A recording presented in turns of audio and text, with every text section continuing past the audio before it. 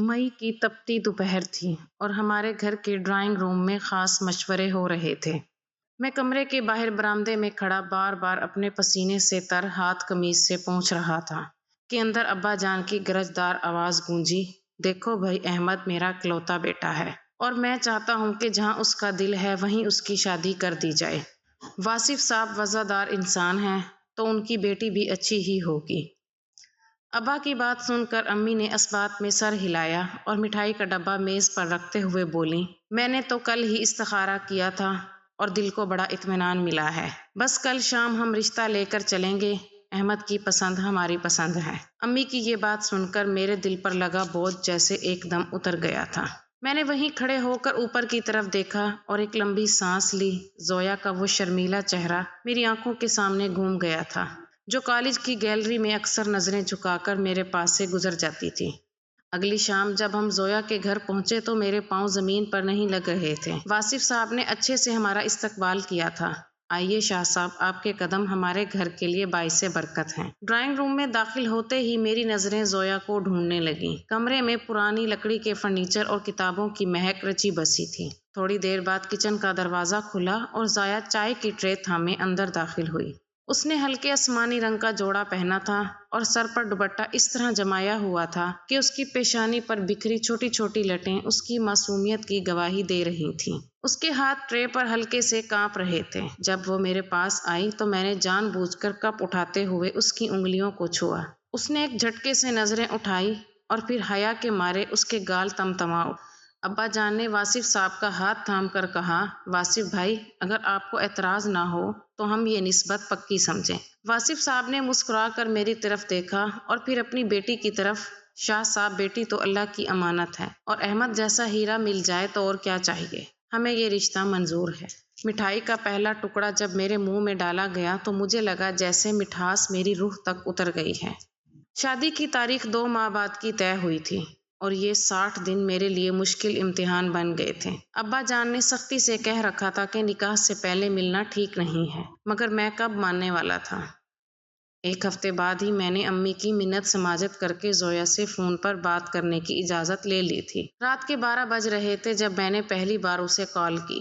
Hello Zoya, میں احمد بات کر رہا ہوں۔ دوسری طرف سے خاموشی تھی، صرف سانسوں کی آواز آ رہی تھی۔ پھر ایک دھیمی سی لرزتی ہوئی آواز آئی، جی احمد کہیے، خیریت تو ہے نا؟ اتنی رات کو فون کیا۔ میں نے تکیے سے ٹیک لگائی اور مسکرا کر کہا، خیریت تو نہیں ہے زویا، جب سے یہ رشتہ پکا ہوا ہے مجھے نیند ہی نہیں آتی، بس وہ فیروزی جوڑا اور تمہاری وہ شرمیلی نظریں یاد آتی رہتی ہیں۔ میری بات سن کر زویا ہلکا سا ہنسی اور بولی، آپ بھی نہ بس باتیں بنانا جانتے ہیں۔ امی کہتی ہیں کہ لڑکوں کی باتوں میں نہیں آنا چاہیے۔ ہماری وہ پہلی کال 2 گھنٹے تک چلی تھی، جس میں ہم نے ایک دوسرے کی پسند ناپسند اور بچپن کی شرارتیں شیئر کی تھیں۔ شادی سے 1 ماہ پہلے میں نے بڑی مشکل سے ابا جان کو منایا کہ مجھے زویا کے لیے کچھ خریداری کرنی ہے اور اسے ساتھ لے جانا ضروری ہے۔ جب ہم شہر کے بڑے شاپنگ مال پہنچے تو زویا بالکل سہمی ہوئی تھی۔ اس نے برقع اوڑھ رکھا تھا اور صرف اس کی بڑی بڑی آنکھیں نظر آ رہی تھیں۔ میں نے ایک مہنگا سا سنہری سیٹ اٹھایا اور اس کے سامنے کیا۔ یہ دیکھو زویا، یہ تم پر بہت جچے گا۔ مگر اس نے نفی میں سر ہلایا اور دھیمے سے بولی، احمد، یہ بہت مہنگا ہے، ہمیں اتنے پیسے ضائع نہیں کرنے چاہیے۔ آپ کو پتہ ہے نا، ابھی بہت سے انتظامات ہونے ہیں۔ اس کی بات سن کر میں نے اس کا ہاتھ تھاما اور ایک طرف لے جا کر کہا، زویا، اب تمہاری ہر ضرورت میرا فرض ہے اور یہ سیٹ تو کچھ بھی نہیں ہے، میں تمہیں دنیا کی ہر خوشی دوں گا۔ اس نے نظریں جھکا لی تھی اور اس کی آنکھوں میں ایک ایسی چمک تھی جیسے اسے مجھ پر مکمل بھروسہ ہو۔ واپسی پر ہم نے ایک چھوٹے سے ریسٹوران میں بیٹھ کر کافی پی۔ اس نے کپ پکڑتے ہوئے کہا، احمد، مجھے ڈر لگتا ہے کہیں ہمیں کسی کی نظر نہ لگ جائے۔ میں اتنی خوش ہوں کہ کبھی یقین نہیں آتا۔ میں نے اس کے ہاتھ پر اپنا ہاتھ رکھا اور کہا، جب تک میں زندہ ہوں زویا، میں نہیں بدلوں گا اور تمہاری ڈھال بن کر رہوں گا۔ وقت گزرتا جا رہا تھا اور آخرکار وہ دن آ گیا جس کا مجھے انتظار تھا۔ ہمارے گھر میں شامیانے لگے تھے اور روشنیوں سے پورا گھر جگمگا رہا تھا۔ میں نے اپنی شیروانی پہنی اور سر پر کلا سجایا تو آئینے میں اپنا عکس دیکھ کر مجھے لگا جیسے میں واقعی کوئی شہزادہ ہوں۔ بارات جب زویا کے گھر پہنچی تو پھولوں کی بارش ہو رہی تھی۔ نکاح خاں نے جب نکاح پڑھوایا اور مجھ سے دستخط کروائے تو میرے ہاتھ خوشی سے لرز رہے تھے۔ رخصتی کے وقت جب زویا اپنے باپ کے گلے لگ کے روئی تو میرا دل بھی بھر آیا۔ میں نے واصف صاحب کا ہاتھ تھام کر وعدہ کیا کہ میں ان کی لاڈلی کو پلکوں پر بٹھا کر رکھوں گا۔ گھر پہنچ کر مہمانوں کے چلے جانے کے بعد جب میں کمرے میں داخل ہوا تو پورا کمرہ گلابوں کی خوشبو سے مہک رہا تھا۔ زویا بیڈ پر سر جھکائے بیٹھی تھی۔ اس کا بھاری سرخ لہنگا پورے بیڈ پر پھیلا ہوا تھا۔ میں نے دھیرے سے اس کا گھونگھٹ اٹھایا تو وہ شرما رہی تھی۔ اس کے ماتھے پر پسینے کی ننھی بوندیں چمک رہی تھیں۔ زویا، اب گھبرانے کی ضرورت نہیں ہے۔ اب تم میری ہو اور وہ بھی ہمیشہ کے لیے۔ میں نے اس کے بالوں میں لگا جھومر درست کیا تو اس نے دبی آواز میں کہا، احمد، مجھے بہت ڈر لگ رہا ہے۔ یہ نیا گھر، یہ لوگ، میں سب کیسے سنبھالوں گی؟ میں نے اسے اپنے قریب کیا اور اس کے ماتھے پر بوسہ دیا۔ تمہیں کچھ سنبھالنے کی ضرورت نہیں ہے زویا، میں ہوں نا تمہارے ساتھ۔ ہم مل کر اس گھر کو جنت بنائیں گے۔ اس رات ہم نے بہت سی باتیں کی۔ اس نے بتایا کہ وہ بچپن سے ہی کتنی تنہائی پسند تھی اور اب اسے مجھ میں اپنا پورا جہان نظر آ رہا تھا۔ شادی کی پہلی صبح جب میری آنکھ کھلی تو زویا بیڈ پر نہیں تھی۔ سرہانے رکھے تکیے پر اس کے بالوں کی ہلکی سی خوشبو ابھی باقی تھی۔ میں اٹھ کر واش روم گیا اور جب نہا کر نکلا تو کمرے کا منظر ہی بدل چکا تھا۔ زویا نے بڑی نفاست سے بستر کی چادر ٹھیک کر دی تھی اور میری الماری سے نکال کر میرا پسندیدہ سفید جوڑا استری کر کے بیڈ پر رکھ دیا تھا۔ میں ابھی گیلے بالوں میں تولیہ پھیر رہا تھا کہ وہ دوبارہ کمرے میں داخل ہوئی۔ اس کے ہاتھ میں ناشتے کی ٹرے تھی اور اس کے گیلے بال اس کے کندھوں پر بکھرے ہوئے تھے جو اس کی سادگی کو چار چاند لگا رہی تھی۔ احمد، آپ اٹھ گئے؟ میں بس ناشتہ لے کر ہی آ رہی تھی، اس نے دھیمی آواز میں کہا اور ٹرے میز پر رکھ دی۔ میں نے اسے بازو سے پکڑ کر اپنے قریب کیا اور اس کے ماتھے پر بوسہ دے دیا۔ زویا، یہ سب کرنے کی کیا ضرورت تھی؟ میں خود نیچے آ کر ناشتہ کر لیتا، تم تو ابھی سے تھک جاؤ گی۔ اس نے شرما کر نظریں جھکا لی اور میرے کرتے کا بٹن درست کرتے ہوئے بولی، احمد، آپ کی خدمت کر کے مجھے جو سکون ملتا ہے وہ کسی آرام میں نہیں ہے، اور ویسے بھی آنٹی کی طبیعت ٹھیک نہیں تھی تو مجھے یوں بیٹھنا اچھا نہیں لگا۔ اب جلدی سے ناشتہ کریں ورنہ چائے ٹھنڈی ہو جائے گی۔ پھر ہم دونوں نے ایک ہی پلیٹ میں ناشتہ کیا۔ وہ مجھے اپنے ہاتھ سے لقمے بنا کر کھلا رہی تھی۔ اس کی وہ معصومیت اور اپنائیت میرے دل میں اس کے لیے عزت مزید بڑھا رہی تھی۔ شادی کے 15-20 دن گزر گئے تو ایک دن بارش کا موسم تھا۔ بادل اتنے گہرے تھے کہ دن میں ہی اندھیرا چھا گیا تھا۔ زویا کچن میں پکوڑے تل رہی تھی اور خوشبو پورے گھر میں پھیلی ہوئی تھی۔ میں کچن کے دروازے پر جا کر کھڑا ہو گیا تھا۔ وہ بڑی مہارت سے بیسن کے گھول میں آلو ڈال رہی تھی۔ میں نے دبے قدموں پیچھے سے جا کر اس کے ہاتھ سے چمچ لے لیا۔ زویا، آج میں تمہاری مدد کروں گا۔ آخر میں بھی تو دیکھوں کہ میری بیوی کتنا مشکل کام کرتی ہے۔ زویا ہنسی اور میرا ہاتھ پیچھے ہٹانے لگی۔ احمد، آپ جائیے، یہاں بہت گرمی ہے اور آپ کے کپڑے خراب ہو جائیں گے۔ مگر میں کہاں ماننے والا تھا۔ میں نے زبردستی پکوڑے تلنا شروع کر دیے تھے اور اس دوران بیسن کے چند قطرے میرے گال پر لگ گئے تھے۔ زویا نے ایک دم قہقہ لگایا اور اپنا دوپٹہ نکال کر بڑے پیار سے میرا چہرہ صاف کرنے لگی۔ آپ بالکل چھوٹے بچے لگ رہے ہیں احمد، کاش میں آپ کی تصویر بنا پاتی، اس نے شرارت سے کہا تو میں نے اسے اپنی باہوں میں بھر لیا اور ہم دونوں کچن کی اس تپش میں بھی ایک دوسرے کی قربت کو محسوس کرنے لگے۔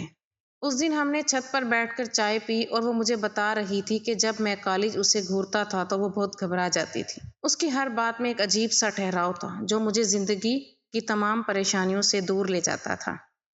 ایک شام میں آفس سے تھکا ہارا گھر لوٹا تو سر میں شدید درد تھا۔ میں نے صوفے پر سر ٹکا کر آنکھیں موند لی تھیں۔ زویا جو کمرے میں صفائی کر رہی تھی دوڑی ہوئی آئی اور میرے ماتھے پر ہاتھ رکھا۔ احمد، آپ کو بخار تو نہیں ہے؟ آپ کا چہرہ بہت اترا ہوا لگ رہا ہے۔ میں نے بس اتنا کہا کہ سر میں بہت درد ہے تو اس نے فوراً ململ کا کپڑا ٹھنڈے پانی میں بھگویا اور میرے ماتھے پر پٹیاں کرنا شروع کر دی۔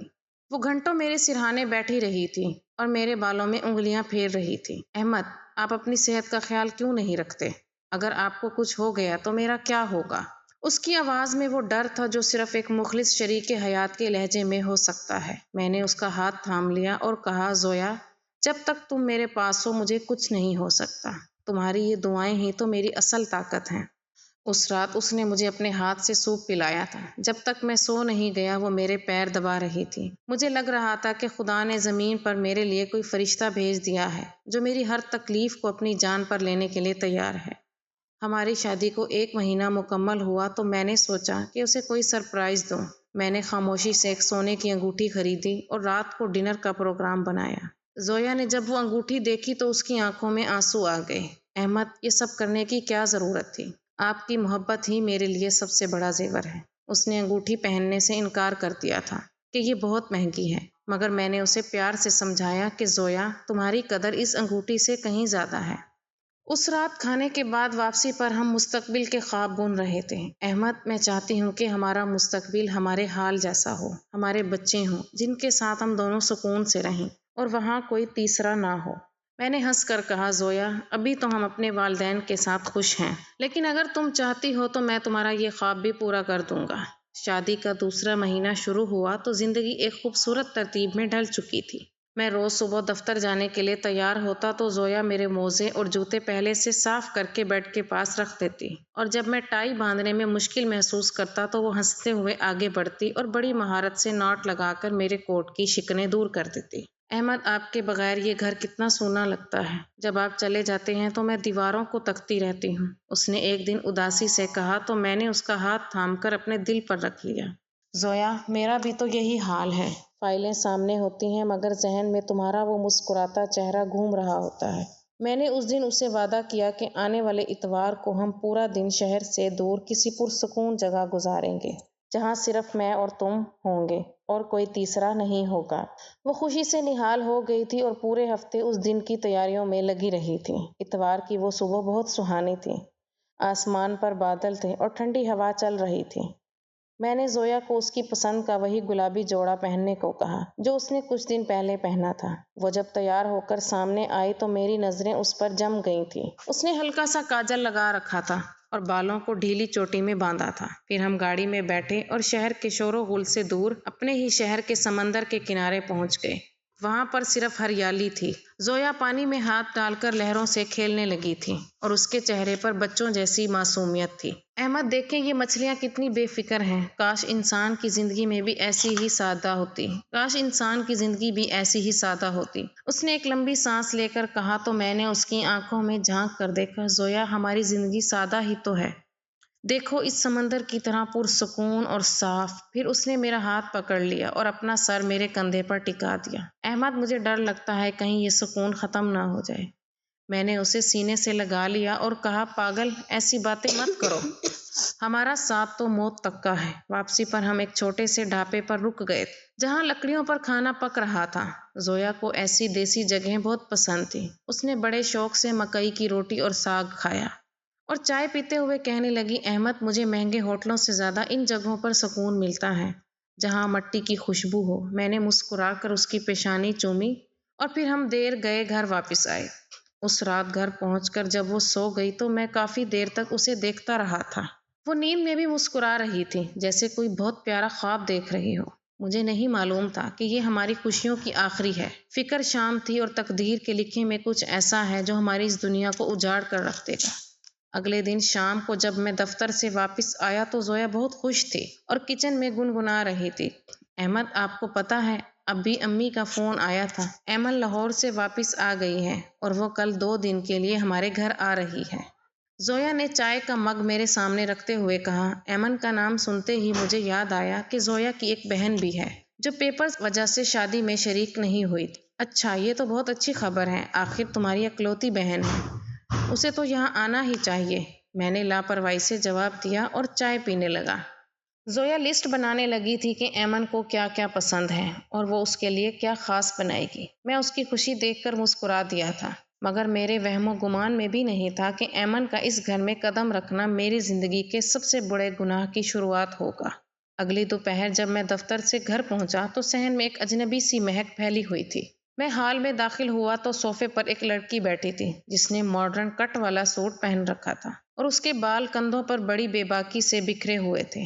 وہ زویا سے بالکل مختلف تھی۔ جہاں زویا کی خوبصورتی میں حیا تھی وہاں ایمن کے سراپے میں ایک ایسی کشش تھی جو پہلی نظر میں ہی مرد کو اپنے سحر میں جکڑ لے۔ وہ مجھے دیکھ کر اٹھی اور ایک دلکش مسکراہٹ کے ساتھ بولی، ہیلو جیجو، پہچانا مجھے؟ اس کی آواز میں وہ کھنک تھی جو سیدھی میرے دل میں اتری تھی۔ میں نے ہکلاتے ہوئے جواب دیا، تم ایمن ہو نا؟ میں تو پہچان ہی نہیں پایا۔ زویا کچن سے باہر نکل آئی تھی اور ہنستے ہوئے بولی، دیکھا احمد، میں نے کہا تھا نا کہ ایمن اب وہ چھوٹی لڑکی نہیں رہی۔ اس دن دسترخوان پر میں نے محسوس کیا کہ میری نظریں بار بار ایمن کے چہرے پر جا کر رک جاتی ہیں۔ وہ جب ہنسی تو اس کی آنکھوں میں ایک ایسی چمک آتی جو مجھے بے چین کر دیتی تھی۔ زویا بیچاری سادہ دل عورت تھی۔ وہ خوش تھی، اس کا شوہر اس کی بہن سے اتنی اچھی باتیں کر رہا ہے، مگر اسے نہیں معلوم تھا کہ ان کی باتوں کے پیچھے ہوس کا وہ ناگ سر اٹھا رہا ہے جو اب زویا کی محبت کو نگلنے والا تھا۔ ایمن کے جانے کے بعد گھر کی دیواریں مجھے کاٹنے کو دوڑنے لگی تھیں۔ وہ 2 دن جو اس نے ہمارے ساتھ گزارے تھے وہ میری زندگی کے سکون کو اپنے ساتھ بہا کر لے گئے تھے۔ اب جب میں کچن میں جاتا اور زویا کو دوپٹہ اوڑھے سالن بنائے دیکھتا تو میرا دل بیزاری سے بھر جاتا۔ اس کی وہی سادہ باتیں جو کل تک مجھے شہد جیسی لگتی تھیں اب مجھے بے وقوفی معلوم ہوتی تھی۔ ایک شام میں دفتر سے تھکا ہارا گھر آیا تو زویا ہمیشہ کی طرح مسکراتے ہوئے پانی کا گلاس لے کر آئی۔ احمد، میں نے آپ کی پسند کی کڑی بنائی ہے اور ساتھ میں چاول بھی۔ آپ جلدی سے ہاتھ منہ دھو لیں، میں کھانا لگاتی ہوں۔ میں نے اس کے ہاتھ سے گلاس جھٹک دیا اور غصے سے چلایا، زویا، کیا تمہیں سارا دن ان کھانوں کے علاوہ اور کچھ نہیں سوچتا؟ اور دیکھو اپنی حالت کیا بنا رکھی ہے، وہی میلا دوپٹہ اور ہاتھوں سے لہسن کی بو آ رہی ہے۔ کیا تمہیں ذرا بھی تمیز نہیں ہے کہ شوہر کے سامنے کیسے آنا چاہیے؟ زویا ہکا بکا رہ گئی تھی۔ اس کی آنکھوں میں ایک دم آنسو بھر آئے تھے اور وہ لرزتی آواز میں بولی، احمد، میں تو بس آپ کی پسند کا خیال رکھ رہی تھی۔ آپ کو تو کڑی بہت پسند تھی۔ میں نے میز پر پڑا اخبار زور سے فرش پر پٹخا اور غصے سے کمرے کی طرف بڑھ گیا۔ مجھے اب تمہاری پسند ناپسند سے کوئی لینا دینا نہیں ہے، بس میرے سامنے مت آیا کرو۔ اس رات وہ کچن میں اکیلی بیٹھ کر روتی رہی تھی اور میں بستر پر لیٹا ایمن کی اس کھلکھلاتی ہنسی کو یاد کرتا رہا تھا جو میرے کانوں میں رس گھول رہی تھی۔ اگلے دن میرا دل کسی طرح قابو میں نہیں آ رہا تھا۔ میں نے سوچا کیوں نہ کسی بہانے سسرال جایا جائے تاکہ ایمن کی ایک جھلک دیکھ سکوں۔ میں نے زویا سے کہا کہ تمہارے ابا جان کی طبیعت کا پوچھنے جانا ہے، حالانکہ وہ بالکل ٹھیک تھے۔ زویا بیچاری خوش ہو گئی کہ شاید میرا غصہ ٹھنڈا ہو گیا ہے۔ وہ جلدی جلدی تیار ہونے لگی تھی اور بار بار آئینے میں اپنا چہرہ دیکھ کر پوچھتی، احمد، میں کیسی لگ رہی ہوں؟ میں نے اسے ایک سرد نگاہ سے دیکھا اور کہا، تم جیسی بھی لگو اس سے کیا فرق پڑتا ہے، جلدی کرو، ہمیں دیر ہو رہی ہے۔ جب ہم سسرال پہنچے تو میری نظریں دیوانہ وار ایمن کو ڈھونڈنے لگی۔ وہ صحن میں پودوں کو پانی دے رہی تھی اور اس نے پیلے رنگ کا کڑھائی والا جوڑا پہن رکھا تھا۔ ارے آپ لوگ یوں اچانک؟ ایمن نے شرارت سے کہا تو میرے اندر جیسے چراغ جل اٹھے۔ میں نے مسکرا کر اسے دیکھا اور کہا، تمہاری باجی کا دل نہیں لگ رہا تھا تو سوچا چکر لگا لوں۔ اس شام میں نے زویا کو مکمل طور پر نظر انداز کر دیا تھا۔ میں ایمن کے پاس بیٹھ کر اس کے کالج کے قصے سنتا رہا تھا اور وہ جب ہنستی تو میرا جی چاہتا کہ وقت وہیں رک جائے۔ زویا دور بیٹھی اپنی امی سے باتیں کر رہی تھی مگر اس کی نظریں بار بار مجھ پر پڑ رہی تھی، جیسے وہ جاننا چاہتی ہو کہ اسے اگنور کر کے میں اتنا خوش کیوں ہوں۔ واپسی پر گاڑی میں زویا بالکل خاموش تھی۔ جب ہم گھر پہنچے تو اس نے دھیمے سے میرا بازو تھاما۔ احمد، کیا مجھ سے کوئی غلطی ہو گئی ہے؟ آپ مجھ سے کٹ رہے ہیں اور باقی سب کے سامنے آپ کا رویہ بالکل بدل جاتا ہے۔ کیا آپ کو مجھ سے محبت نہیں رہی؟ میرا پارا ایک دم بھائی ہو گیا تھا۔ میں نے گاڑی کا دروازہ زور سے بند کیا اور اس کی طرف مڑ کر دھاڑا، زویا، اپنی یہ چپکنے والی عادت چھوڑ دو۔ زویا کا چہرہ سفید پڑ گیا تھا۔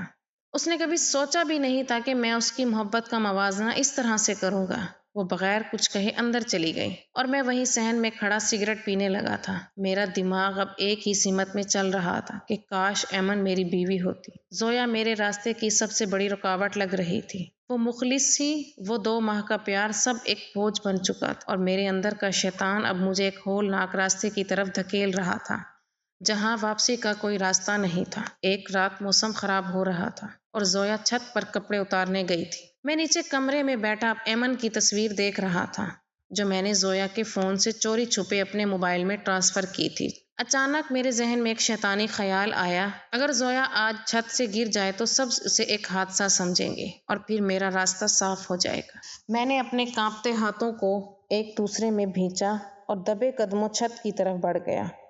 زویا تار سے کپڑے اتار رہی تھی، اس کی کمر میری طرف تھی اور وہ گنگنا رہی تھی جیسے وہ ان تمام تلخیوں کو بھلا کر اپنی زندگی میں واپس آنا چاہتی ہو۔ میرا دل اتنی زور سے دھڑک رہا تھا کہ مجھے اپنی سانسیں سنائی دے رہی تھیں۔ احمد، آپ یہاں کیا کر رہے ہیں؟ زویا نے مڑ کر دیکھا تو اس کے چہرے پر ایک معصوم سی مسکراہٹ تھی۔ میں نے کوئی جواب نہیں دیا اور ایک بھرپور جھٹکے سے اسے پیچھے کی طرف دھکا دے دیا۔ زویا کی ایک دردناک چیخ فضا میں گونجی اور وہ اندھیرے میں غائب ہو گئی۔ میں نے نیچے جھانک کر دیکھا تو وہ صحن کے پکے فرش پر پڑی تھی اور اس کے سر سے نکلنے والا خون فرش پر پھیل رہا تھا۔ میرا پورا وجود لرز رہا تھا، مگر ایک عجیب سی تسکین تھی کہ اب ایمن میری ہو سکتی ہے۔ زویا کے گرنے کی وہ آواز اور اس کی آخری چیخ میرے کانوں میں ہتھوڑے کی طرح بج رہی تھی۔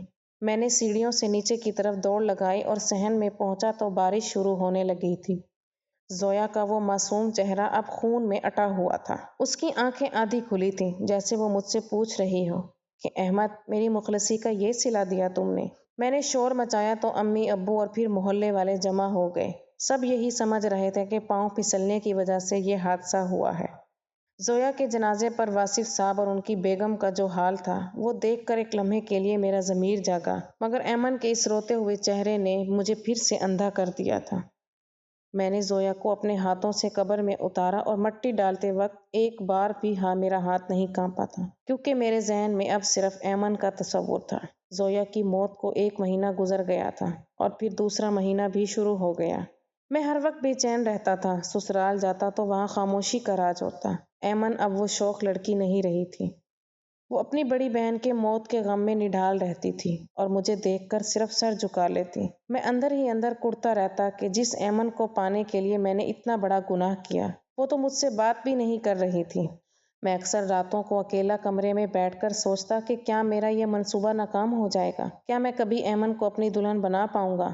مجھے ڈر لگتا تھا کہ کہیں واصف صاحب ایمن کا رشتہ کہیں اور نہ طے کر دیں۔ میں نے بار بار ہمت کی کہ ساس سے بات کروں، مگر زبان ساتھ نہیں دیتی تھی۔ میں نے دکھاوا ایسا کر رکھا تھا کہ میں زویا کے غم میں پاگل ہو رہا ہوں، تاکہ کسی کو مجھ پر شک نہ ہو۔ 3 مہینے گزرنے کے بعد ایک شام میری ساس نے مجھے اپنے گھر پر بلایا۔ میں جب وہاں پہنچا تو وہ صوفے پر بیٹھی تسبیح پڑھ رہی تھی۔ ان کی آنکھیں ابھی بھی زویا کے غم میں سوجی ہوئی تھیں۔ احمد بیٹا، پچھلے کئی دنوں سے میں ایک بات سوچ رہی تھی، انہوں نے دھیمی آواز میں کہا، تو میرا دل تیزی سے دھڑکنے لگا۔ جی امی، کہیے، میں سن رہا ہوں۔ میں نے نظریں جھکا کر جواب دیا، بیٹا، میں دیکھ رہی ہوں کہ تم زویا کے بغیر کتنے اکیلے ہو گئے ہو، اور تم نے میری بیٹی کو جتنی عزت اور محبت دی وہ کسی سے چھپی نہیں ہے۔ واصف صاحب اور میں نے فیصلہ کیا ہے کہ ہم ایمن کا ہاتھ تمہارے ہاتھ میں دے دیں۔ ہمیں پتہ ہے کہ تم ایک بہترین انسان ہو، اور جیسے تم نے زویا کا خیال رکھا ہے ویسے ہی تم ایمن کو بھی خوش رکھو گے۔ مجھے اپنی بیٹی کے لیے تم سے بہتر کوئی داماد نہیں مل سکتا۔ میری ساس کی یہ باتیں سن کر مجھے لگا جیسے مجھے نئی زندگی مل گئی ہو۔ میری ہوس کی جیت ہو رہی تھی اور قدرت کا انصاف جیسے سو گیا تھا۔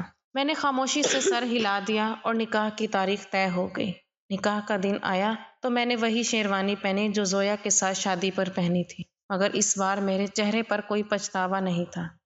میں نے ایمن کے ساتھ نکاح کیا اور اسے اپنی دلہن بنا کر اسی کمرے میں لے آیا جہاں کبھی زویا کے کہکے گونجتے تھے۔ ایمن سرخ جوڑے میں ملبوس بیڈ پر بیٹھی تھی۔ اس کا گھونگھٹ کھلا تھا، مگر اس کا چہرہ آنسوؤں سے بھیگا ہوا تھا۔ میں نے اس کے قریب بیٹھ کر اس کا ہاتھ تھامنا چاہا تو اس نے ایک دم اپنا ہاتھ پیچھے کھینچ لیا۔ ایمن، اب کیوں رو رہی ہو؟ دیکھو، اب تم میری ہو اور میں تمہیں دنیا کی ہر خوشی دوں گا۔